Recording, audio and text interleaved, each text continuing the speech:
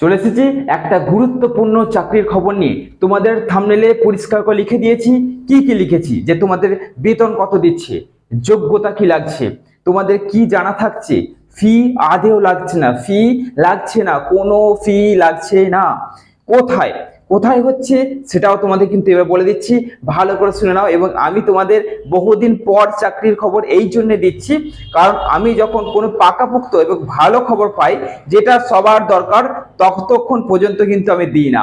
চলো আজকে দেখে নাও তোমাদের কোন সার্ভিসের কথা নিয়ে চলে এসেছি। যদি তোমরা এটা করতে পারছো, মাইনা থাকছে তোমাদের 18,000 টাকা মাইনাতে স্টার্ট হচ্ছে। তারপর তো আস্তে আস্তে পারবে।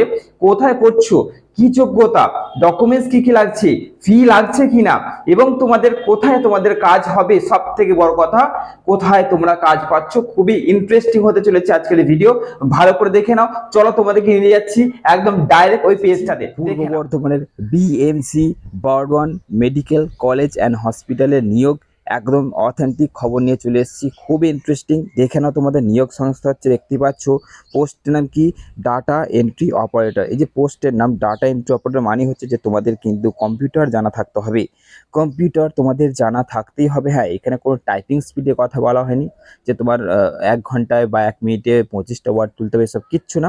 জাস্ট তোমাদের কম্পিউটার কোর্স করা থাকতে হবে উইথ সার্টিফিকেট। এবার দেখো তোমাদের নেক্সট কি আছে, মোট শূন্যপদ তোমাদের কিন্তু নোটিফিকেশনে দিয়ে দিচ্ছি, দেখিয়ে দিচ্ছি। দেখো বয়স সীমা কি না, তোমাদের 18 থেকে 40 হতে হবে এই তারিখ অনুযায়ী। যোগ্যতা ভালো করে দেখে নাও, যে স্বীকৃত বোর্ড থেকে উচ্চ মাধ্যমিক পাস সকল প্রার্থীরা আবেদনযোগ্য। এছাড়া এই পদে আবেদন করতে অবশ্যই কম্পিউটার বিষয়ে জ্ঞান সম্পন্ন হতে হবে। এই বিষয়টি বিস্তারিত জানতে হলে ডাউনলোড করে দিচ্ছি, ডাউনলোড করে তোমাদের দেখিয়ে দিচ্ছি। হ্যাঁ, অফিসিয়াল নোটিশ ডাউনলোড করে দেখিয়ে দিচ্ছি। বেতন তোমাদের দেখে নাও 18,000 থেকে স্টার্ট হচ্ছে। নিয়োগ প্রক্রিয়া, এই পদে চাকরি পেতে কোনো রকম লিখিত পরীক্ষা দিতে হবে না, শুধুমাত্র ইন্টারভিউ। সব থেকে ভাইটাল পয়েন্ট, শুধুমাত্র ইন্টারভিউ এর মাধ্যমে, ওই ইন্টারভিউ উত্তীর্ণ হলেই কিন্তু তোমাদের নিয়োগ হয়ে যাচ্ছে। আবেদন ফি কিচ্ছু লাগছে না, একদম বিনামূল্যে তোমাদের আবেদন ফি কিচ্ছু লাগছে না। নিয়োগের ক্ষেত্র, কোথায় নিয়োগ হচ্ছে না, Bardhaman medical college and hospital পূর্ব বর্ধমান, এইখানটা তোমাদের নিয়োগ হচ্ছে। প্রয়োজনীয় ডকুমেন্টস কী কী লাগছে দেখতে পাচ্ছ, যে বার্থ, প্রার্থীর বায়োডাটা, শিক্ষাগত যোগ্যতা সার্টিফিকেট, কম্পিউটার সার্টিফিকেট, এছাড়া নোটিশে উল্লেখিত সব কিছু। অর্থাৎ নোটিশ তো তোমাদের দেখিয়ে দিচ্ছি, সেইখানটায় উল্লেখিত সব কিছু তোমাদের কিন্তু লাগছে। আবেদন কিভাবে করবে, আবেদন দেখো এখানে আলাদা করে কোনো আবেদনপত্র জমা দিতে হবে না। আবেদনের ফর্মটি অফিসিয়াল নোটিশে দেওয়া রয়েছে। আবেদনের ফর্মটি নির্ভুলভাবে পূরণ করতে হবে। আবেদনের ইচ্ছুক প্রার্থীদের ইন্টারভিউ এর দিন পরে উল্লেখিত ডকুমেন্টসগুলো যথাসময় যথাস্থানে পৌঁছে দেওয়া। অর্থাৎ আবেদন যে করছো সেই ফর্মটা এবং উইথ ডকুমেন্টস যা যা নোটিশে বলা আছে সেইগুলো নিয়ে কিন্তু তোমরা যথাস্থানে পৌঁছাচ্ছ। নির্দিষ্ট সময়ের মধ্যে ইন্টারভিউ স্থানে পৌঁছাতে হবে। দেখো সময়, যাওয়ার ঠিকানা তো তোমাদের বলে দিচ্ছে, conference hall, new administrative building, office of the principal, Bardhaman medical college পূর্ব বর্ধমান। এটা হচ্ছে তোমাদের ঠিকানা। এই জায়গায় গিয়ে তোমাদের কিন্তু ইন্টারভিউ দিতে হবে। ইন্টারভিউ হবে কত, 4/10/2024। দেখতেই পাচ্ছ 4/10, অর্থাৎ তোমাদের 4 তারিখে কিন্তু অক্টোবর, অর্থাৎ এই মাসের 4 তারিখে সকাল 11 থেকে ইন্টারভিউ তোমাদের স্টার্ট হচ্ছে। তো এই গেল বেসিকগুলো তোমাদের বলে দিলাম। এরপর তোমাদের দেখো এইখানটায় আমি বলে দিচ্ছি যে নোটিশ তোমরা কিন্তু ক্লিক করছো। এখানটায় ক্লিক করার পর তোমরা আমার নোটিশ করাই ছিল, ডাউনলোড করাই ছিল।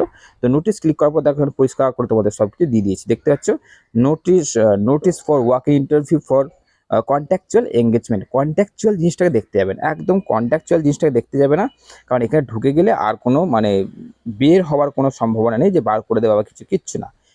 ঢুকে গেলে মাথা ঢুকিয়ে দিলে ব্যাস, তোমাদের আর বের করবে না, সেই নিশ্চিতে তোমরা কাজ করতে পারো। এরপরে দেখো তোমাদের এইখানটায় as per guidelines of the principal, দেখো ইনভেস্টিগেটর, অর্থাৎ তোমাদের ICMR, HBCR, TCC, এগুলো বেকার বলে লাভ নেই। তোমাদের যোগ্যতা তোমাদের, এবং বলে দিচ্ছি কটা পদ রয়েছে দেখতে পাচ্ছ। পদ হচ্ছে তোমাদের কিন্তু দুটো পদ রয়েছে। ডাটা এন্ট্রি অপারেটরের দুটো পদ রয়েছে। এবার তোমরা ভাববে যে দুটো পদ রয়েছে, দুটো পদের জন্য আর কি করা যাবে, দুটো পদের জন্য অ্যাপ্লাই করে কি হবে। দেখো বারবার বলে দিচ্ছি, এই মানসিকতায় কিন্তু সবাই থাকে, যে অনেকজন এই দুটো পদের জন্য ছেড়ে দেয়। সেইখানটা তুমি গিয়ে কাজে লাগাতেই পারো। বুঝতে পারছি কি বললাম, তোমার মতনই সবাই ভাববে দুটো পদের জন্য আর কি হবে, দুটো পদ, ও তো কি আর পাবো না আমি, এরকম করে ভাবনা চিন্তা করে অনেকদিন ছেড়ে দেবে। তুমি সেখানটা একটু বিকল্প ভাবনা চিন্তা করে তুমি যাবে, অবশ্যই যাবে। ওকে, এবার গেলে তোমাদের দেখো এখানে কি কি লাগছে বলছে। Name of the post data entry operator. Salary কত দেখতে পাচ্ছ, স্যালারি তোমাদের কিন্তু 18,000 স্যালারি থাকছে। এজ দেখতে পাচ্ছ, এসেন্সিয়াল কোয়ালিফিকেশন মানে কি হচ্ছে, হায়ার সেকেন্ডারি এই দেখছো এখানটায়, আর সার্টিফিকেট, ডিপ্লোমা, ডিগ্রি, কম্পিউটার, ব্যাস এইগুলো। এটা হচ্ছে তোমাদের যোগ্যতা, বিশেষ কিছু যোগ্যতা দরকার পড়ছে না।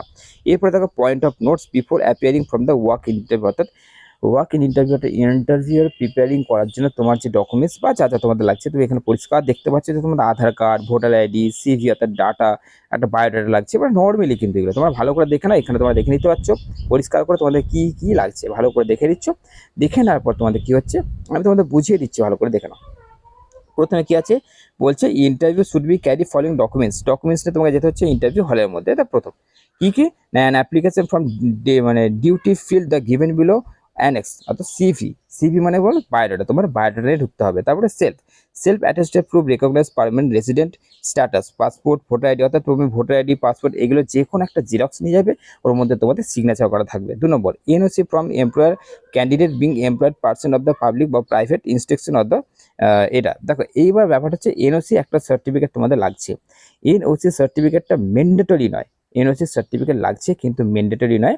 বলছে যে তুমি প্রায় পাবলিক বা প্রাইভেট কোনো সেক্টরে যদি কাজ করে থাকো, তুমি সেখান থেকে তুমি এখানে আসতে চাইছো এনওসি অর্থাৎ নো অবজেকশন সার্টিফিকেট, তুমি যদি সেখান থেকে নিয়ে আসতে পারো ভালো হবে। যদি তুমি এমপ্লয়েড হও তবেই লাগছে, নচেত লাগছে না। এরপরে দেখো, all documents mentioned above should have the procedure used before the interview board of original CV. দেখো এখানে সিভি তো আবার তোমাদের লাগছে, সিভি তো তোমাদের করতে। এখানটা বলছে যে এখানে বেসিক সার্টিফিকেট, এক্সপিরিয়েন্স, ইন্টারভিউ এইগুলো দ্বারা কিন্তু তোমাদের সিলেকশন, বলছে সিলেকশনটা এইভাবে হচ্ছে আর কি, যে তুমি জাস্ট ইন্টারভিউতে পাস করে গেলে তোমার সিলেকশন হয়ে যাচ্ছে।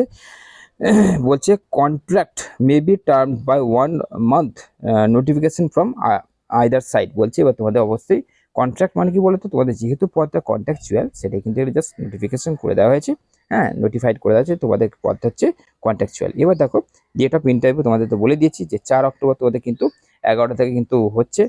আর venue for reporting at the interview মানে হচ্ছে তোমাদের যেখানে ইন্টারভিউ হবে সেই জায়গায় কিন্তু তোমাদের উল্লেখ করে দেওয়া হচ্ছে কোথায় তোমাদের ইন্টারভিউ হচ্ছে, তোমরা দেখে নিয়েছো। Conference hall, new administrative building, office of the principal, Burdwan medical college, অর্থাৎ বার্ডওয়ান মেডিকেল কলেজের প্রিন্সিপাল যে রুমটা থাকছে সেইখানটা তোমাদের ইন্টারভিউ হবে। ওকে, তো তাড়াতাড়ি রেডি হয়ে যাও, ডকুমেন্টসগুলোকে রেডি করো, যদি কিছু না থাকে তৈরি করে নাও।